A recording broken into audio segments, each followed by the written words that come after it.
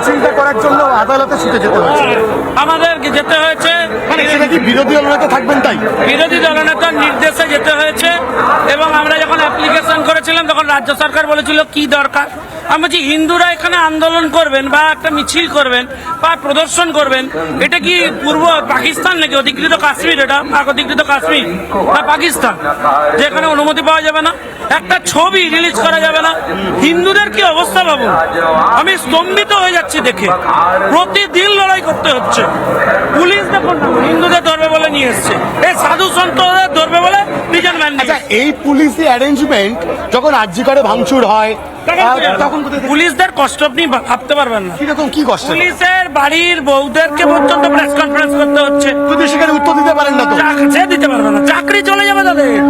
কি কঠিন অবস্থা। বলছে যাও গিয়ে মারো ধরো। আরে পুলিশ দিয়ে কি কেউ ক্ষমতায় টিকে রাখতে পেরেছে কোনোদিন? পুলিশ দিয়ে আপনি হিন্দু ধর্মকে শেষ করতে পারবেন কোনোদিন? এবং এই মুহূর্তে ছবি দেখাবো। বিরোধী দলনেতা শুভেন্দু অধিকারী কিছুক্ষণের মধ্যেই যোগ দেবেন। তার আগে যে আয়োজনের ছবিটা, সেই আয়োজনের ছবিটা সার্বিকভাবে তুলে ধরছে আমার ভিডিও জার্নালিস্ট রজনীকান্ত বেরা।